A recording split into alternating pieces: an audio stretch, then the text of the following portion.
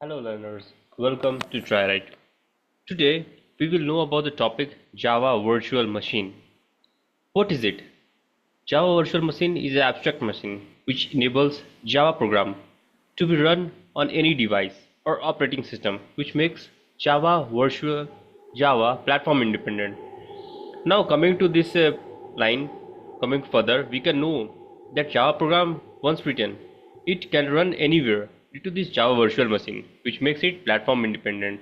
Now moving further, we can very well know the Java program execution code as Java code we have wrote at .java files. The code which we wrote is in the form of .java files. When it's compiled by the compiler, it comes into Java, that is Kavak.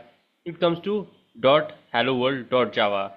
When it's compiled by the compiler, it compiles to bytecode, which is in .class files. And this bytecode, when it runs, yeah, .java files, when it runs, this bytecode, when it runs, it gives .class files and displays as the output.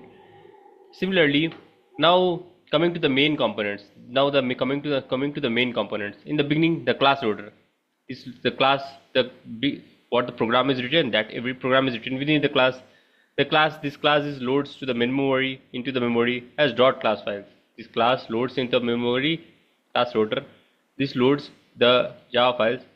This class loader loads the Java file in the memory with the help of .class files. Now bytecode verifier. This bytecode verifier ensures Java code follows Java rules and follow Java rules, which says that everything has to be in form of class. Runtime data areas that stores data needed during the executions, that stores runtime data. This is stored by the runtime data areas. And the execution engine, it actually runs the bytecode. Actually, execution engine is required only to run the bytecode, which giving the output. Now coming further, we very well know that this component role, there is automatic and the garbage collector. Finally, the garbage collector frees up the unused memory, which is not useful, which is not used by which we have supposed we have defined any variables or anything, and those memory are already cleaned up by the memory, by the in the memory, to make it make the memory free. And now coming to the JVM memories areas, Java virtual machine memory areas. Now heap area, it stores objects and classes interface instances. Instances means that creates a reference of that classes. Stack, the method call, look at that, it stores the method call or local variables. Every variable, suppose there is a local variable, first initialize with some value, afterward the value will change. For that the memory need to be cleaned. For that it is given to the stack memory. And the stack memory, each time all those variables memory are cleaned up and rubbed out, and every time a new execution fresh memory is granted to it.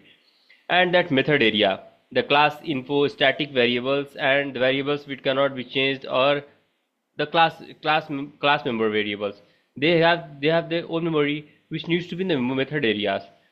And PC registers. Now coming to the PC registers, added address to the current instructions.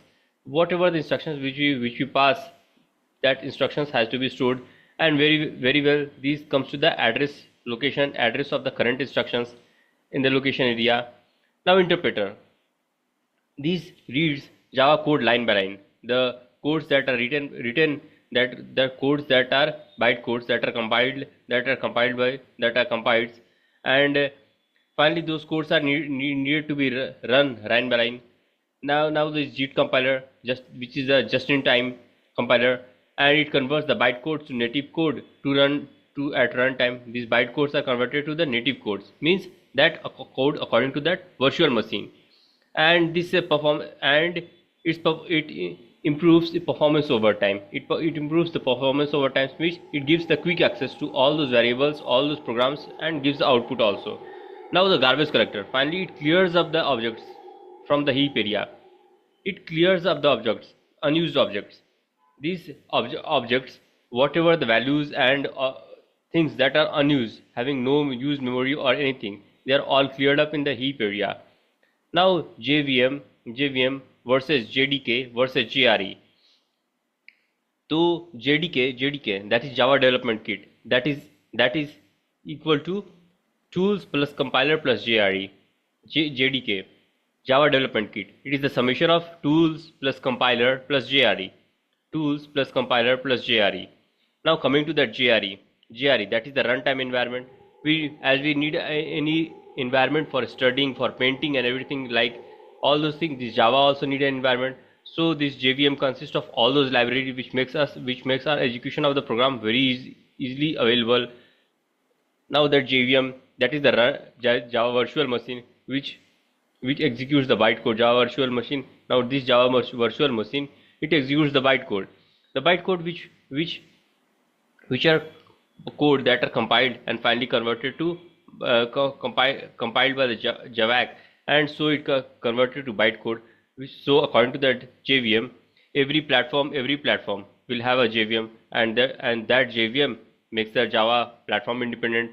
And this JVM for the Java code, when it allows the code to be executable according to that platform independent. Suppose if you have to run that platform on Windows, this JVM will give that code the platform according to that window, and that code will run on the Windows. So finally we got to know what is JVM. Now we'll move further in the next class. Thanks.